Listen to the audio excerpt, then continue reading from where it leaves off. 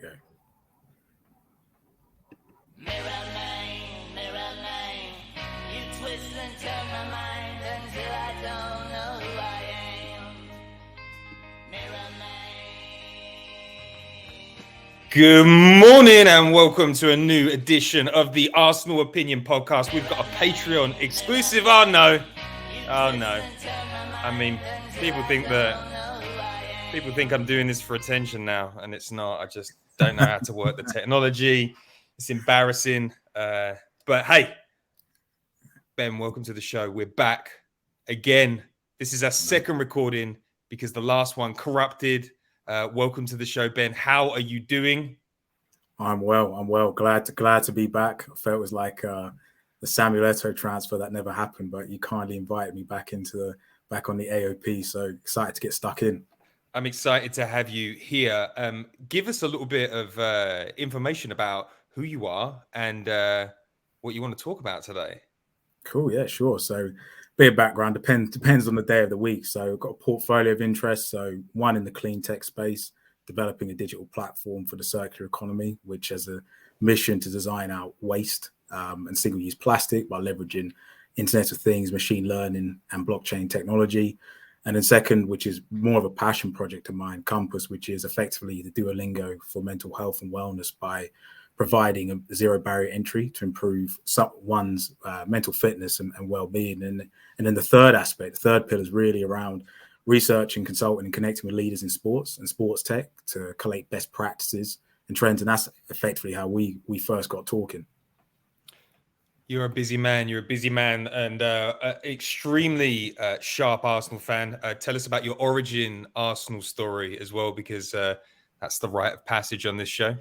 Yeah, so you got two choices: you support your local team or your dad's team. So my dad being a hardcore Gooner, diehard Gooner, just got me into the game. I remember seeing my brothers. I think it was 95, 96 JVC kit. You know, the one Burkamp. Blue light. Yes. I was like, yeah, I wanted some of that. So yeah, just diehard Arsenal fan, born and bred. Yeah, pretty much though. All I've known really, I have to say, is just been the Arsene Wenger years, and then obviously the Unai Emery blip. It's almost like that Thanos click moment. And then obviously now onwards and upwards with Super Mick Arteta. Who's your favorite player of all time? It's difficult to put people on the spot like this because you've obviously seen a lot of great ones. It's tough. You know, it's like, can I have a couple of choices, right? You can do a couple of choices, of course. Appreciate that. So Sol Campbell's one. I loved. Can we cuss on this? Of course you can. Yes. It was a massive fuck you, not to Spurs, but to the whole league, pulling off that transfer. So doing that in that manner, that was awesome. Dennis Bergkamp, the Iceman. He's just Dennis Bergkamp, Patrick Vieira, but I think it's got to go to Thierry Henry. There was something like the French say, je ne sais quoi. He was just electric. Seeing him and just like, you know, it was almost like, I guess, having like a superhero on your team. Like, you knew you had a goal in it. I always remember the Good Friday game when we were 2-1 down against Liverpool, and how he just took the game by the scruff of his neck. Everyone was tight because that week before we had like one of those typical Arsenal weeks where it comes off the cliff, where lost to United in the FA Cup. Then we had that Wayne Bridge moment, and then it was on the edge, and then he just pulled it back from the brink. But yeah, phenomenal player, and yeah, just blessed to be able to call him Arsenal legend and see him. So yeah, just that's my top four if that's there. You're into tech and football. I don't know whether your love for Thierry Henry was enhanced slightly because if you played Championship Manager back in the day, he was a hot player a few seasons before he joined Arsenal. So I discovered Thierry on Championship Manager. See, I might be carbon dating myself here, but Champ Manager I was more of a FIFA guy. Pro Evo, actually. Let me clarify that. Pro Evo. Pro Evo 5 is probably the best. You know, the one with John Terry and Henry on the cover. I think. That was the peak. That was the peak of football. Now the games today, I don't know, FIFA current iterations. I think they stopped PES, didn't they? Stop that. I don't know. Yeah, it just kind of disappeared, didn't it? It felt like it was taken over for a little bit, and then it dropped off. Yeah, I think they went free to play. Yeah. But yeah, so all right. Well, we've got that's that's plenty enough of the origin story. Let's get into the meat of it. Today, we are going to be talking about technology and football and where things are going, because things are moving at a rapid pace. I don't think I've ever seen football, technology and football move at such a rapid pace. I don't know whether it is it's because we've been pushed on by the pandemic, where the fan expectations have started to rise, or whether it is the emergence of platforms like TikTok that are taking away attention from elite level sport and the match going fan. So I think the hottest topic that we can talk about with regards to technology, Arsenal just dropped the premiere of their All or Nothing documentary. On the face of it, people look at it and they just think, listen, this is just another TV show to entice me into the Amazon network so I can buy more toilet roll. But I think that there are more nefarious things at play. Amazon clearly eyeing up a move on live sport. Talk to us about Amazon and what is interesting them when it comes to sport, and what are they doing with this documentary and why is it interesting? Yeah, I think you can sum up perfectly there. It does seem it seems like a Trojan horse, right? Very much building up these strong relationships with clubs, painting them in a fantastic picture. Because the interesting thing, what the data guys will be looking at, is the fan acquisition post All or Nothing. If you look at, I've got a number of friends out in the United States, and they really rolled with the Tottenham one because they felt they saw a human side to Jose Mourinho. And there's been like quite a Spurs fan clubs emerge in places like LA and even Austin, disappointingly, right? But anyway. But as it relates to Amazon itself, it's very much that idea of almost creating connected content. I know we touched on this last time, but I just want to reaffirm that. Like at the end of All or Nothing, what's next? How can you take that experience and make it even more immersive? Well, why don't you connect the merchandise marketplace with the Prime distribution arm, and you almost create this holistic view for a consumer really to get in the thick of it. And effectively, clubs being owned by media properties isn't anything too new. I mean, I think it was AC Milan who were owned by Mediaset. I think if you go up the City Football Group chain as well, there are also investments from the Abu Dhabi TV companies out there too as well. So Amazon just see an opportunity there. We've seen it recently with Apple almost going for that trial run with the MLS. And I think that's a fantastic move given the ascent of MLS, also the World Cup coming in 2026, right? So it makes a lot of sense. And the game has been growing. I know in the United States, it's very much like you're the world champions if you just beat the teams in your country. But football is the number one sport, and it just captures so much fans and attention. And where Amazon see, I suppose, the biggest opportunity is that true globalization to provide that connected content to whether you're based in St. Louis, Chennai, or even Kingston. You can actually feel like you're getting under the fabric of the fan. I think that's really where they can offer more compared to current incumbents. So if you think of Sky and that experience, you're going to watch the game on Friday night. You're going to hear Gary Neville, Jamie Carragher give their views. But you're kind of detached from it. How do you keep that experience going? And that's where Amazon are supremely placed. There's no, if you think of it broader with the respect of the streaming wars, with like how Disney just like subsumed that market and took all their IP in and just basically bankrolled Disney Plus, and were able just to get it steam ahead. You could see the same thing with Amazon, very much just testing the market, seeing these All or Nothing shows, and they've done it different guys did with Arizona Cardinals.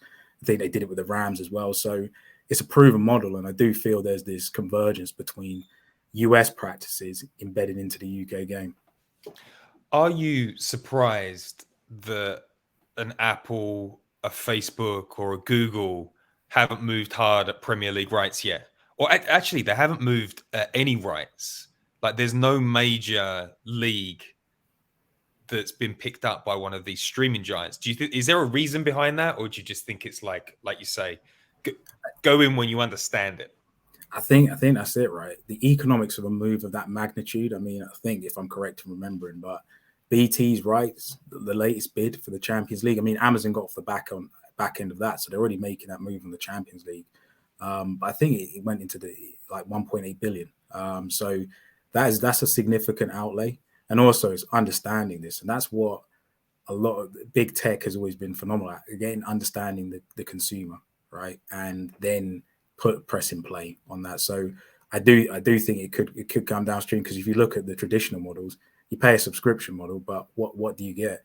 Now you're in the world whereby I could sign up to Prime, $8 a month, get unlimited delivery, and watch some of my favorite content on there. So, and watch a couple of games during the holiday season. So, all that said, I think it's an incremental move, and once the rights become more favorable and less onerous, then I think you'll see more aggressive moves. Because the one thing I will say about football fans is they don't care who's broadcasting it; they'll find a way to watch it. So that they know they've got a captured market there, and they'll get that return quickly.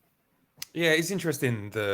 Fans will find a way of watching it, and being close to the some of the pain points that people have had in the MLS. I can't remember the exact number, but I think ESPN run the MLS deal at the moment, and there was something ridiculous like 67 different start times. And then you buy the ESPN app, and some games you can get, and some games you can't, because they have like these weird blackout things. But it's not a good consumer experience. And I think the Premier League is getting a little bit like that. Just English football in general.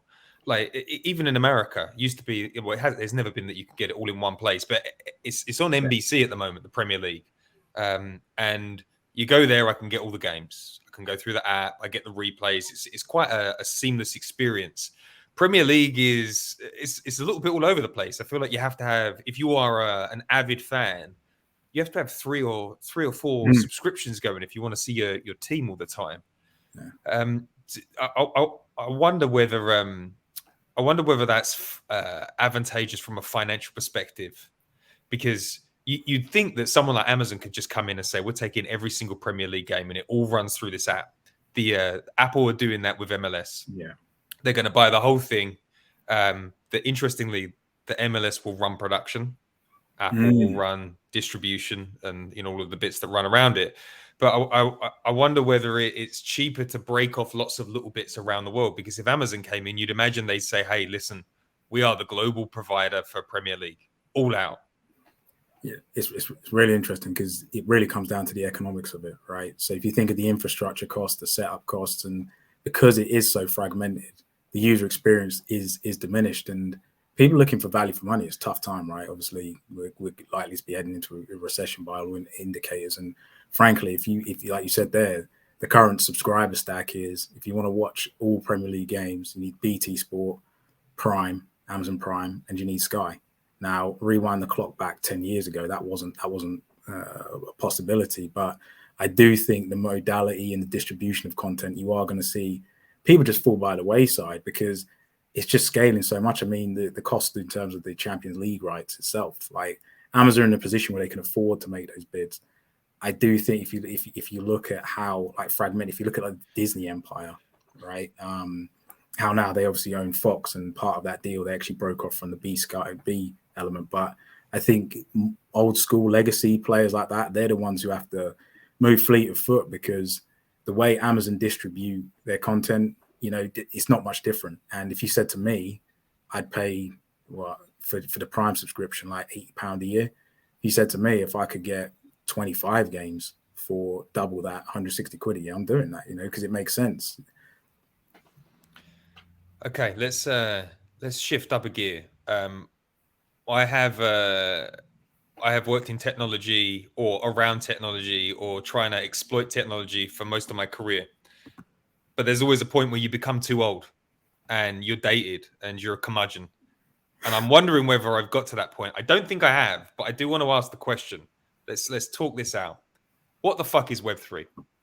Everybody's talking about Web3. Everybody that had they were a VR consultant 5 years ago. Now they're setting up. Now they're at Web3 conferences. There seems to be money flowing into it. The output is disgraceful. I've got to say, I looked at a technology officer from Decentraland. It looks like 1998 graphics, and people are like, "This is the future of Web3," and it doesn't make any sense to me. Explain to the people listening, what is Web3? Give us some talking points so we can seem intelligent when young people talk to us about it at bars. So okay, so it's really interesting because you hit the nail on the head there, right? There's a lot of hype, there's a lot of filibuster, and there's a lot of bullshit in the space. And the key thing when I've been looking in this space is around utility. And the idea of Web3 is it should unlock and solve problems and challenges we're facing we can't achieve with the current infrastructure we have today. So with Web 2. So when you think of blending in elements of blockchain technology to effectively regiment and provide asset ownership to that individual, where previous legacy systems and technologies couldn't do that. So when you think of like even the spaces of NFT, so you can actually have your own personalized trading card or even season ticket like NBA Top Shot do. Those are kind of like the more consumer focused use cases there. But true Web3 in itself, where we are now, I liken it to where we are right now in terms of the dot-com bubble, the NASDAQ crash early 2000, where Amazon itself was trading at $4 a share. But if you look at it where we are, people are still trying to find out these use cases. Number of like great like move to earn apps, which encourage people to hone their fitness, but they earn crypto whilst doing it. People like Stepping, very much simple on the face of it. And there's a way to go. I think what people wanted to do was just move on to something, just as a bit of I don't know, I'll call it revenge investing, but like because the pandemic shifted a lot of paradigms, people thought, okay, I need to be out in front of things because, like you said, VR, AR, there's a lot of technological challenges in terms of reducing bandwidth with the challenges around 5G and that access, because you know probably better than most, it being based in Midwest in America, some of the challenges around that itself. So there's a lot there that we've got to get hurdles over. But if I take the example, I had a bit of a chuckle because I think, was it Barcelona? They got some investment, I think from, was it Socios to buy their NFT studio, but still, where's the utility of that? Great, I have a GIF on my phone, but where does that blend the online and offline and give a deeper, more immersive experience that seems to be lacking? So yeah, Web3 still to be defined. This is no financial advice, so I don't want you getting sued on the show, but look for utility. Does this make sense to you? Like, and that's the first place I'd start before even getting into the tokenomics and all the bullshit that comes with it. So the fires are already starting in the world of Web3. When it all burns to the ground, where would you be putting $10 into some Amazon light stock? Where would your bet? What's the most exciting Web3 company for you at the moment? It's a great question. I do like Stepping, but funny enough, they've crashed. So just like just on that one, because the idea is cool. You earn whilst you move, right? But I'd say it's more, like I said, it's more of a space. It's more, I think, the wellness space that can connect different data sets. I know we touched this last time, but like elements around biometric data and really unlocking new insights that we don't see from the current modalities of technology. That's where it's at. And I'd probably say the wellness space, because if you can connect true digital ownership through that, you can unlock so many challenges around bureaucratic and sclerotic systems like healthcare. And even when you think about it from like true use cases of scouting, right, you could actually build a true decentralized platform that would give people the opportunity for a true shot, a true representation of themselves. So again, it comes to the use case. That's what really excites me. I think certain things are limited. I love what the NBA has been doing with Top Shot, and it's more of that progressive drip feed jump, because I think there's a disconnect of, you start off with Web3 and it's like, okay, you get just chucked everything. You go through all the crypto space, the NFT space, and it's like your head scrambled. So where do you start? And there's so much consideration. And I think the biggest thing that'll probably be the biggest advance probably be more regulation in the space, because it is largely unregulated. Because that's why you see like these fan tokens, right? They drop in value because where's the utility behind it? It's just some upfront demand. It's not like if you held on, Pete, to an Arsenal token like of a batch of 1,500, and it gave you special access to Ask Me Anythings, exclusive content, or priority access to a game. That has value. But holding on to it just for the holding on to it. This one. holding on just to a token. What's the fine out? What's the point in that? Yeah, so talking of Socios, because it has been a massive success in terms of their ability to scale. Almost every club has brought in to the Socios platform across the world. Inter Milan, West Ham, Arsenal, any major club has seemed to, because they're just giving out free money. But at the heart of it, when you look at what they're doing, it's taking money off fans. And one of the best points that I heard in the game about Socios, their offering is deeper engagement with fans. And the response that I heard was, we should not have to use a special app to have deeper engagement with our fans. You should not have to buy in to Socios tokens to pick the Arsenal walkout song. You should be doing that through your own app, owning that relationship personally, not putting your fans in a financial predicament. Because it seems like, when the Socios started to really boom, it was at that moment where it was Dave Portnoy saying, you don't, stocks only go up. Crypto was exactly the same, wasn't it? It was like, if I put 1,000 into crypto today, can pretty much guarantee I will have 1,250 tomorrow, 1,500 the day after. But like all good things, they have to come down and land at some point. Do you see much of a future for Socios or these soccer tokens, or is it tarnished? It's really interesting because I was scratching my head at this when I saw, I think, was it Barcelona? They've invested. Socios has invested 100 million into Barca Studios, which is phenomenal, because when you think of Barcelona right now and their financial health and deferring Frankie de Jong's salary payment, if I'm him, I'm asking for some of that money. I'll tell you that. But there are people clearly back in this space, and it's almost like the loss aversion. You don't want to crystallize that loss, so you're going to keep pumping money into there. And they've been backed by some great institutions. And one thing I give them credit for, they caught the wave where this was at the height of it to get that backing. So some people are too deep in to pull out. So as a result, they're just going to keep rolling and bankrolling from that side. But I think, again, the market and the space itself it's kind of almost like, if you remember, like the Dreamcast, like back in the day, it's probably like a console that was ahead of its time, and it didn't really get that user adoption there. I think with Socios, though, because they've got because with football, I will say this, people tend to go to one or two suppliers in the space in their procurement decisions. So as it relates to Socios, they'll just be like, well, they're the only ones out there. Let's just use them because everyone else seems to be using it. I mean, it was kind of the line Arsenal peddled with the Super League, right? Well, we didn't want to be the guys that stand at the train station. We want to be on the train. So I think these guys will continue. It's kind of sad because you quite rightly put out, like, the club should be owning that relationship, and it's not hard, And even if it's like domestic and international fans, you could set up Discord servers and get that engagement going. You could even use Twitter Spaces to work this out. So I think the most remarkable thing to kind of take a step back with Web3 is a lot like of what I'm seeing, kind of similar to what you're seeing, could be done in a Web2 world. So it's the same thing here with Socios. I think Emperor's new clothes, but I think some people are too proud to acknowledge that.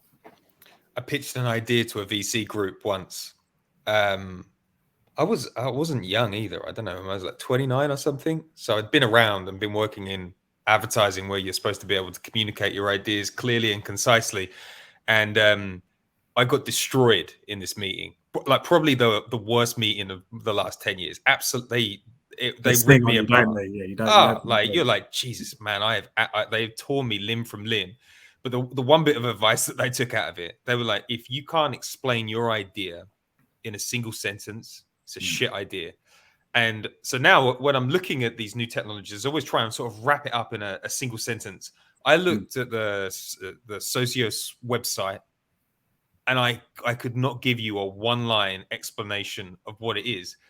And I'm around this sort of stuff all day. Like I love the internet, and I'm like, if I can't get to what it is, no wonder so many people have lost so much money in it. I think people just saw an opportunity to do something that Arsenal have promoted, and it would be.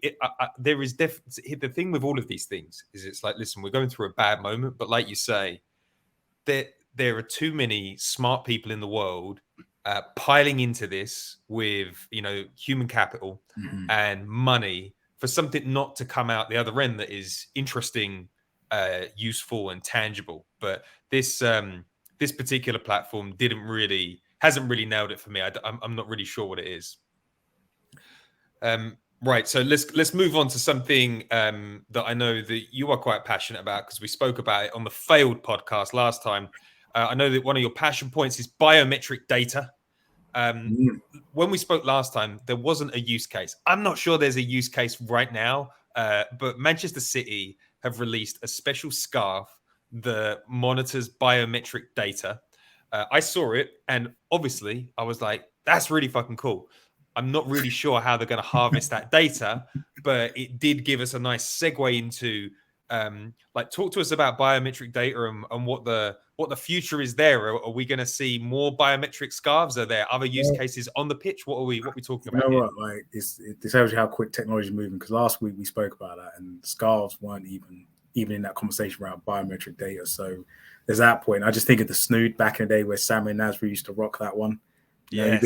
And to that point, that's really the $1 billion use case, right? That if you have a true tap-in, you're able to leverage connected fitness devices to create a holistic view of a player. Yeah. You can early intervene on injury, and then therefore protect team performance. Like, we look back at last season, there were a number of games. Look at Tomiyasu, right? There could have been early indicators. There's so many devices out here, and it's almost like having your iOS or a Microsoft system to knit all these different data points. So you got like Whoop and Aura rings that were being used as early detection for COVID, because people were able to correlate lower blood oxygen levels in relation to an early symptom of COVID, like 3 days beforehand. So when you're thinking about that and you're thinking about, okay, how do I optimize a team? If I know someone is effectively in the red zone, but I can see that sooner, then they don't get a Tomiyasu calf injury just 1 to 2 weeks, which is out for the season, and basically costs Arsenal 4 points and potentially cost them getting to Champions League. Well, cost them getting to Champions League this year and accelerate their ascent, right, to challenge again for the title. So it may seem small, it may seem tiny. And the cool thing is, a lot of this data exists. It's just connecting the fragmented network, because Stat Sports do a phenomenal job with the GPS vest trackers that Arsenal are leveraging, and they're leveraging gamification to get grassroots footballers encouraged into this and start playing games. So the kids can now have the packs on their team, right? They can wear them, and so they're getting them to they're getting them direct to consumer. So it used to be strictly B2B. I think they work with a couple of NFL teams like the Jacksonville Jaguars and such like that, the Colts as well. And it's just cool because you've got, even now in the NFL, you've got mouth guards that can track the impact of a hit, so it can actually work out. So if you can knit all of that data together, then you can almost like roadmap your optimum team based on the players and resources you have, rather than kind of like the leveraging horse placentas to get someone back to match fitness. And then if you unlock it to another level, and you blend almost wellness insights, because the advent of mental health and wellness has become more prevalent in the space, you think about how everyone's not their FIFA rating. So Bukayo Saka ain't going to be that 85 week in, week out. He's going to have peaks and troughs. Are there other indicators like sleep, anxiety, that's kind of knock him off his stride, that maybe affects him at a game at Aston Villa where he fluffs his lines? So there is, and that's the cool thing about data right now in the football space. I'm not the biggest fan of expected goals, because I think there's a lot of subjective elements that go into that formulation of that data. But I do think the biometric space can be a huge strategic unlock. And I know there are a lot of clubs that are trying to harvest and almost create that, crack that Da Vinci Code, because like expected performance levels and knowing he's going to be at a 9 physically today, put him on. Yeah. Like exactly that, right? And it's kind of cool because the Premier League's now introduced 5 subs, and that's why Arsenal are taking full advantage with the transfer window, having that versatility across the team to almost scenario plan for plan A, B, C to D. Like, what happens if we're 2-0 down, 1-0 down, or 1-0? How do we go and kill this game? Those sort of elements there. We've spoken about some of the negatives of technology. If kids are able to gamify fitness, coaching, nutrition through a pack on their chest, surely, I mean, that's something we didn't have growing up. Do you think that there is do you think that is a type of technology that has a positive impact on society? Because we've grown up with the bad technology that's made us depressed and sad. Are we finally moving? Is biometric data with kids, is that a way forward to keep yourself disciplined and motivated and focused? It's interesting. We're almost like talking about a Black Mirror plot line, Like, because Yes. we're starting off here, and it's like, yeah, biometric data is awesome, but there are the pitfalls and challenges with it, because in this elite space, I mean, the mental fortitude to get in play and be the top 1%, you have to be ruthless to get there. No two ways about it. But in terms of actually being able to see that layer of insight, it depends on your instinct, right? Some people want to be measured and be able to see, how can I get that 1%? I think there are use cases here which could be really, really cool and leveraged. You know, when you talk about wider health, you know, some of the challenges around, like you said, around nutrition, just physical activity, gamifying it. I know last week we touched on how clubs are almost looking to FIFA as that gateway from FIFA to actually playing the real game of football and getting involved in that side. And I just think I think it's cool. And personally, if I had one, if I was that age, I'd be using one. It's an awesome bit of kit. You're just rocking it about, and you can actually see, okay, how you compare your sprints to a Bukayo Saka. And if you're like a 10-year-old kid, that's what you want to be doing. Yeah, I like the idea of having like a coach on your chest, or I also think it's interesting there's a lot of bias in sport. Like a coach isn't going to like all 15 kids on the team, and sometimes a coach can be like, well, that kid's lazy. And I think that it happens in professional sport. Managers don't like certain players and like that player's lazy, but then they have this layer of data that says, oh, actually, he worked harder than everybody during the training session. I just wasn't paying attention, or I was looking at it through the haze of him pissing me off on the coach last week. So it's could be quite interesting if this sort of technology, when it becomes affordable, seeps down into the upper levels of kids football, so the coaches know who's slacking off, who kids get in the red zone as well. You certainly don't want to be injuring kids during their development, but you also want to make sure that they're pushing themselves. Yeah, no, it's a great point, because if you take that one step further, you think about the missed opportunities, like the missed Sakas, even dare I say the missed Harry Kanes that had a bad day at the office, and that coach or scout took that one line of sight and said that was the evaluation point of him, and he didn't have any data to back up to stay to, well, actually today he weren't feeling it, but here's the context behind that. That's why I think clubs will become more savvy in this space, because it is a challenge. You have to get more sophisticated, because like we were touching this last week about the stats Coca-Cola had in terms of kids, this upcoming generation, Gen Z, are just not engaging with live sport. Now, I don't know about you, but when I first started watching Arsenal, after that, I wanted to go and kick a football about afterward. You see a great game, you feel hype, but that isn't the reality of today. And they're having to use different ways to engage fans. It's like just even, and I'm jumping a bit around here, but even like the different fan casts for different demographics and such there. So let's shift on to another area that is quite interesting. We're post-pandemic now, and football fans expect more. Live experiences are getting more intertwined with technology. Football is now competing for attention with Netflix, Fortnite, TikTok, and I'll talk about the Coca-Cola study. We did this Coca-Cola study 5 years ago for a pitch, and one of the findings from this study was that young kids don't really care much about live sport. And I was like, that is a load of shit. And they were like, well, that's what the numbers said. And it is slowly but surely playing out that getting young kids to watch sport is problematic. And we've got FIFA is a extremely popular game. I think it's in the top 10 most streamed games on Twitch. And FIFA have got studies that say that kids are now using FIFA the game as a gateway into actual live soccer. In America at the moment, the average age of an MLS fan is 37. It's extremely mixed who comes into the game. Whereas baseball, the average age of a season ticket holder is 58. It's a very white sport. Soccer in America is taking off and it's on the ascension. I'd imagine that part of that is because people don't want to put their kids into certain sports and have their brains rattled. Mm. But also, it's now a more global game.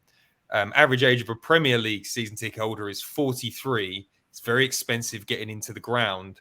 Do you think, I kind of danced around into the wrong place here, but I'm going to ask this question first. Do you think the Premier League is doing enough to look after the future of football? And what sort of tactics do you see that Premier League clubs are going to need to do to get the next generation of fans in the door?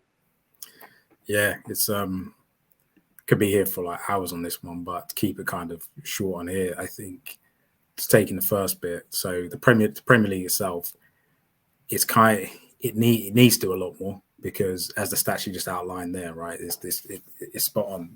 There is a regeneration that needs to occur, and the cost of living's biting, the cost of attending the games, the economics of it just don't add up. Because the challenge, and this is where people don't necessarily see like the beginning of the end for certain things, but I'm going to go about this a roundabout way and give a bit of optimism here, because with the challenges of the decline in fans, it kind of leads to a point about poor product quality. And one of those factors around the poor product quality is the quality of referees, because it boggles everyone's mind that you have 22 people who are trained to peak performance, and you have a John Moss type running around on the pitch. Yeah. Now, what that ladders up to over time is people just get apathetic towards it, because you can make a case last season. I don't want to go like all Arsenal propaganda here, but some of the decisions were horrific, and goals and sending offs change games. The referees' decisions do change the trajectory of a game, and given the margin of error in this, you're watching the season, how that unfolded for Arsenal. Because if you play it back and you can see the quality of refereeing decisions, you can make a case that we could have finished higher up. And as a fan, some people take it another way as, oh, what's the fucking point?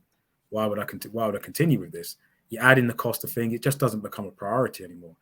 And the things that become the nice to haves and the must haves are the things that are of high quality. Because say what you want about Amazon is, if you need a parcel next day, you're going to get it, and they stick to what they say. I think the Premier League's actually got quite lazy as it relates to as it relates to fan engagement. That comes in different ways. It's like even the diversity around referees. And I know I'm prodding the referees here a bit, but it's just one factor of it. I also look at like the not one black referee. Yeah, not even black. It's like it's just every referee is white in the Premier League, which is to be from the Northwest. Yeah, all from the Northwest. It is absolutely staggering that that's allowed to go on. And that's the kind of thing, because that's, if you ask a lot of Arsenal fans, I imagine, and I'll be real here, like my dad gravitated towards Arsenal because during the time like 70s, 80s, you had the things around National Front. He saw players that looked like him, so it made him feel comfortable to go to that team, right? And you'll see that in certain things where people are discouraged, that if you don't have that diversity of thought and actual inclusion, you discourage people away from it. So if you look at gamers in that space, they look at things where they want to be in control of the situation, try and compete and win. And that's why you're having this attrition of fans, and it's driven by that legacy in terms of approach, like the 3 p.m. kickoff rule. Why can't a kid go and watch a game on? Why can't that be broadcast on Sky? If you're an Arsenal fan in Manchester, and there's plenty of them, I met a few. Why can't you watch the game instead of having to get like a 90 quid ticket to Euston and then get down to Finsbury Park, and then you got like the Arsene train at the end. You got to like sleep in the train station to get back. So I do think there needs to be greater depth in terms of investment around inclusion, around diversity, but second to that, just accessibility, because that's why fans are declining to get in there. It's easier probably to join like Roblox or any other these community-based games and play that than it is to attend a game. And I think that's where the Premier League has to look at itself and work with the clubs in a closer fashion to democratize that access. I love that answer. And but yeah, I totally agree. And the referees is another one where it's like the technology opportunities that aren't taken advantage of. It's like rotational fouling is an easy thing to pick up. Like just somebody should just be tabulating it in the background, and it should be going to the watches.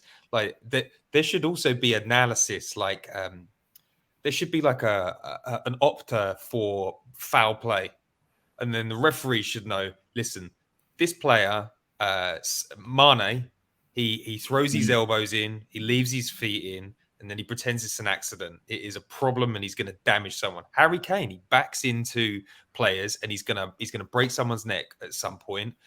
Watch out for it. But they're so arrogant. And you know, if the referees were amazing, they would have some wiggle room. It's like, listen, we're best of the best. Leave us alone. But they are so unbelievably inept, and they're arrogant about their ineptness. They're like, hey, guess what? We're not changing anything. So and you also wonder, like, the Premier League, why are they accepting this? And they don't need to. All that money they've got. And it's that point, right? I would love it if we brought in European referees the same way we bring in the best players in the world to play in the Premier League, because it just raises a higher standard. I know you've worked in high performance industries. I can tell that. So you have to raise your game. When you see someone come through the door who's big time, you're like, shit, I better get my act together because I can't be slacking here. And it's that it will weed out that mediocrity. And I know this is kind of like we're talking about the battle between tradition and future, but it's very much that it's going to need to take an element of revolution from this system itself to drive forward that progression and change. Because when you have a shit product, that leads to apathy, and the referees are causing that in terms of the elements of attrition there. But again, it's competing with different screen time. I know the pandemic created a lot of more opportunities, I suppose, to watch things. I know when the pandemic was going on for me, I was watching like the NBA finals, probably watching about 2 or 3 games because the way they were distributed, because no one could get into the game, into the Premier League games there, and it kind of changed viewer habits. So I think those impressions are here to stay. And if I was a club, I can't say who, but I'd be looking at creating those focus groups to really drive down the user experience of what does it look like, a fan's journey from everyone's origin story. Like how you asked me, how did you get into Arsenal? Where did that come from? Because you can learn so much from people, and that's the thing. This content is evergreen. I mean, you and I are talking about this. There'll be millions of further discussions going on, and this is just one club. Scaling that across the Premier League, and to your point, I think there has been an attitude of arrogance that has made people just too comfortable. And it's kind of what's happened to MLB, right? Where their fans have become too skewed one way, and it's just dropped off a cliff. Yeah, you're wondering whether baseball's going to have like a cricket moment where they're like, listen, people aren't going to tune into Test cricket if they're under a certain age. And now, you know, they've got lots of really interesting product. I think cricket is very advanced. You were talking about the is it the IPL? You're talking about them actually being trailblazers in certain respects with some of the ways that they're trying to bring sport to the fans. Talk to me about in-game experience, because that's been largely untouched. And when you do touch the in-game experience, certain segments of fans moan. I know that there were big complaints about the idea of having Wi-Fi in stadiums. People don't like all of the app interaction, but the second screen is part of the experience now. Talk to me about how some advanced leagues are doing things a little bit differently. It's really interesting. I call out the IPL specifically because they're doing some great work in terms of fan engagement. But it's that idea. It's that second screen, because everyone's looking for that social media highlight. Like if you go to a game in the Emirates, you'll see people at the corner, not with their scarves in the air. It's with their camera phone ready in position to record that goal, record that celebration, and put it straight up to Twitter. And that's where the clubs are actually getting it, because they're updating their infrastructure in their stadiums to accommodate the new fan that wants to be in real time and say, hey mate, you're in LA, look at this highlight reel, look at this thing on TikTok, you know. And the IPL do a great job in terms of having in-game play, effectively just being in a position to vote and dictate, okay, is this person going to hit a 6? Is this person going to hit a 4? Because I don't know if you've ever been to the cricket. It can be a good day out, a bit of a piss up and stuff. But, you know, and effectively you're there all day, and it's like, well, what's going on? And I was at the 100 last year at Lords, and just seeing that play out, and that felt like it felt like they put elements of NBA meets cricket, just with like the power plays and things like that. But I wasn't that much of a fan of it, but I could see the younger fans there. They were really like, oh yeah, let's get involved. And I can see football transition that same way of what's the outcome? Is he going to save or miss the penalty? Should it have been a red? Should it have been yellow? Because when you take a step back to the referees, a lot of that is subjective. If you see one thing from one angle, that's where you make your decision from. So getting the fans in there could even, again, I say democratize that access, but give that accessibility, which I do think the game is lacking in certain areas. It'd be really interesting to see how clubs adapt to 5G and the opportunities that brings, like in stadium, because there's a lot of chance to do interesting things with sponsors, a lot of chance to get data and to pull people in deeper to the game. I think one of the greatest advertising lines in sport is Sky's "It's better when something's on it." And I feel like a lot of clubs have to take on that idea as they move in and they try and create deeper experiences in stadium, because it's, like Arsenal created this beautiful stadium. I can't remember when it was, like 2007, 2006 we went in there, created this beautiful stadium. They don't do anything outside. They don't really do anything inside the stadium. The technology's bad. The food's bad. It's like they went out of their way to not to stop you getting there early. So everybody turns up 10 minutes before. And like, really, the idea would be get everybody in there an hour before. Like, you go to Dortmund, everybody's in there early because they're whipping everybody up. But there's a reason to be in there. I don't think a lot of Premier League clubs really considered it. I haven't been to Spurs' new ground. I know it's supposed to be quite spectacular, but like I wonder, like what clubs are really like drawing people in early to form deeper relationships and get more cash. It's interesting. I see City have done a few things right, and they've just got the money to throw it. A lot of it, some of these things are a bit like a white elephant, right? If you're familiar with that statement, and I put Spurs in that bucket because and I'm sure you've been to old White Hart Lane, it's in the same spot. You get off at Seven Sisters Road, and it's a long walk. It's not a nice walk. It's completely different from walking through Caledonian Road. It's very different. And the stadium is phenomenal, great technology in there. But do you want to stay around there? No, you want to get in and get the fuck out.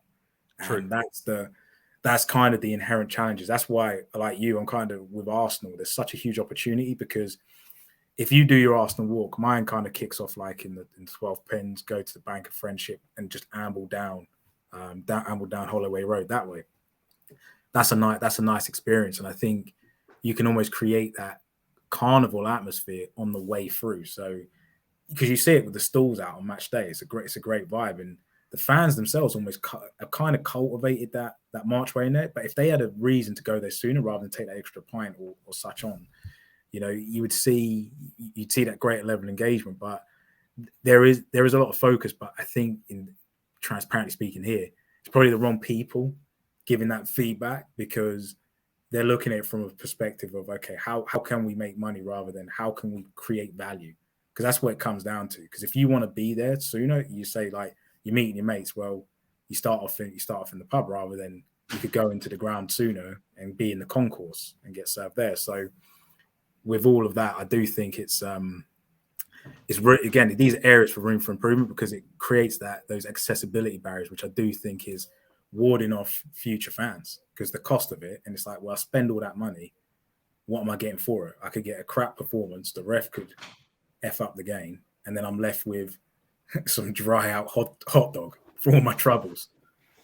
Yeah, and that's the key bit. If you can make fans care even when you play badly, that's the dream. And I don't think I think a lot of clubs are very focused on the 90 minutes, which, sure, great, but like as more competition comes into the world, both digital and physical, I think clubs like Arsenal are going to have to buck up their ideas. I just look at that little plaza that they've got. I'm like, you've got all of these great food truck offerings all over London. Bring them down, charge them a small fee, get people like rowdy before the game, and then send them in good time and create that great atmosphere and that great vibe. But I don't think they're there yet. No, I just want to add on it, because I think it's a phenomenal idea, right? You bring like Brick Lane or Camden Market, pockets of those in and around the stadium, you're going to be there, right?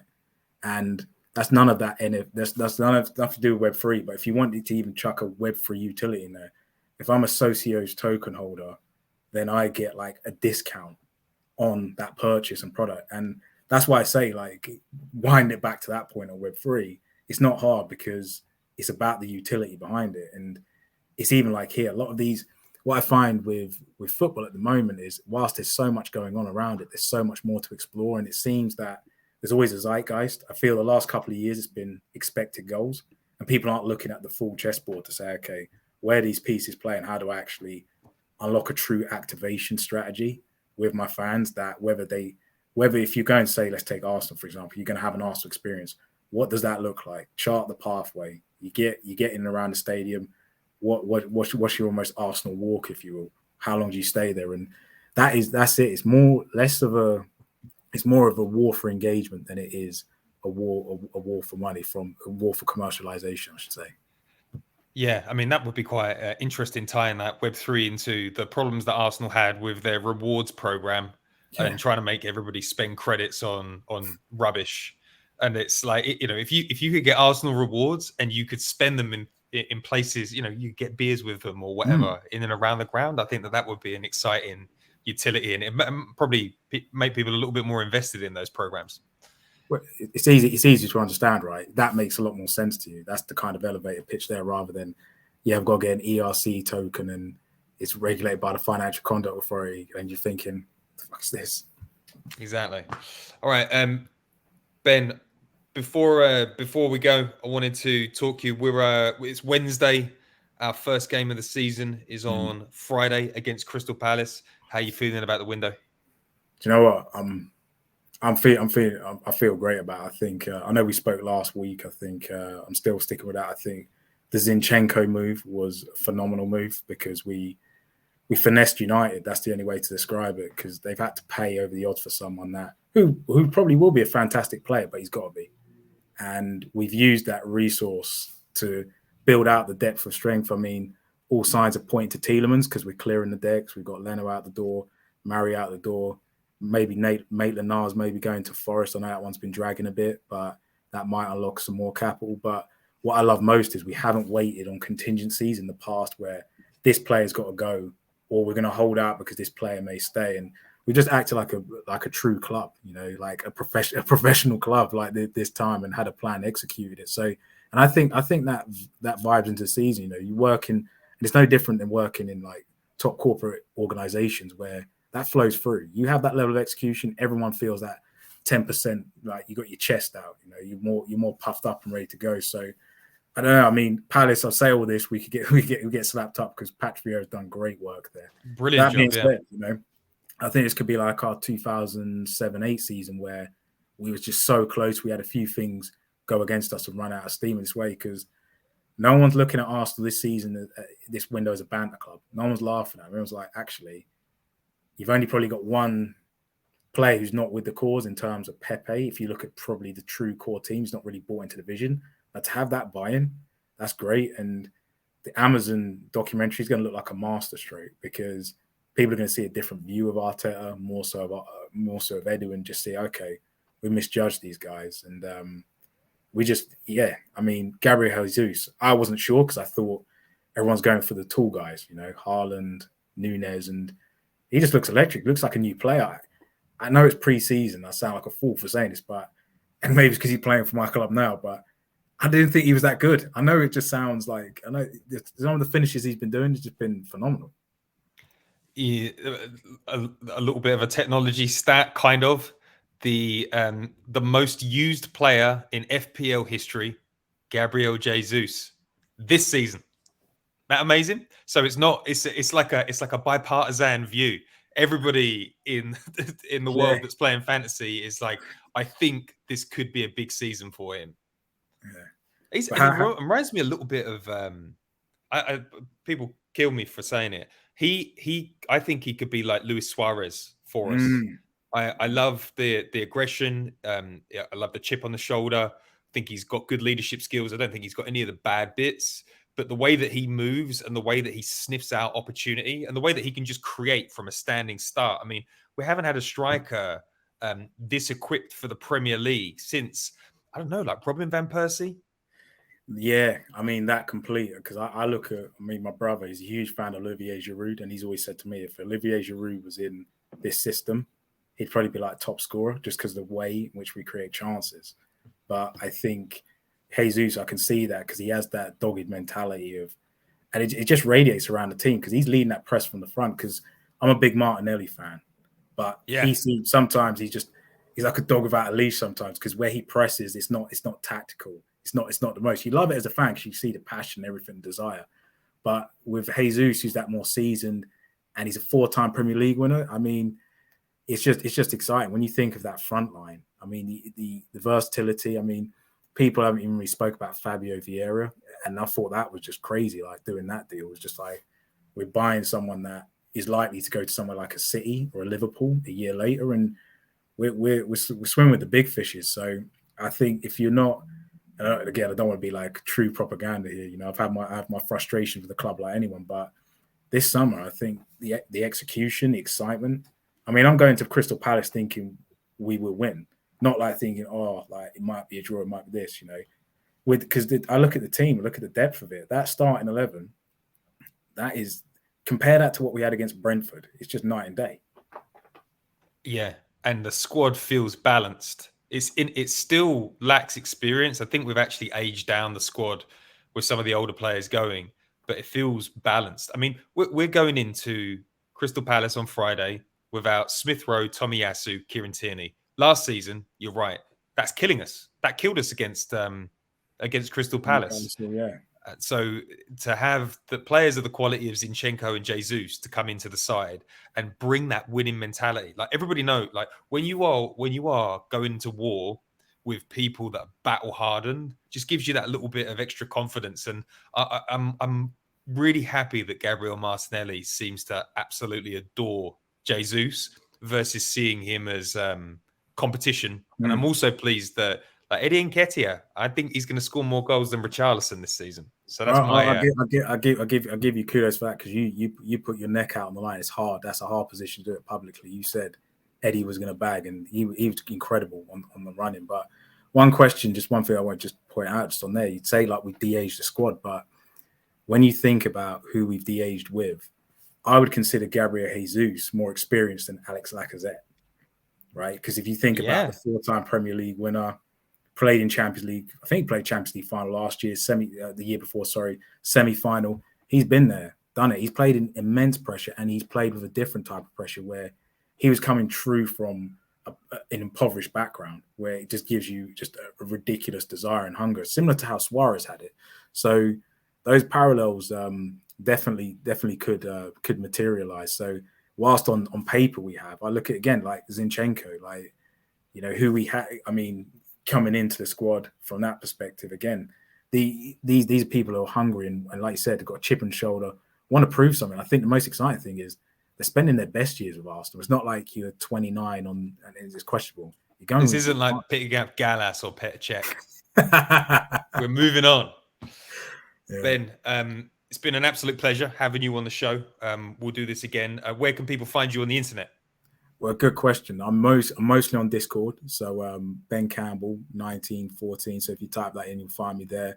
I've also shared some slides with the guys at the AOP. So if people want to reach out and sign up to the Patreon, they can get access to the slide deck and love to continue the conversation there. Yeah, and we will be putting that, like this will be going out on YouTube as well. So we'll put the slide deck there so you can take a look at what Ben gets up to. Ben, thank you for joining. It's been really interesting. I love having our second chat. Thank you for coming on again. We are recorded this time, so we're in good shape. And if you are listening to this on Patreon, thank you for your patronage. If you're listening to this on YouTube a few days later, sign up to that Patreon and you can get content like this nice and early. Enjoy the game on Friday. Ben, hopefully it's a massive win.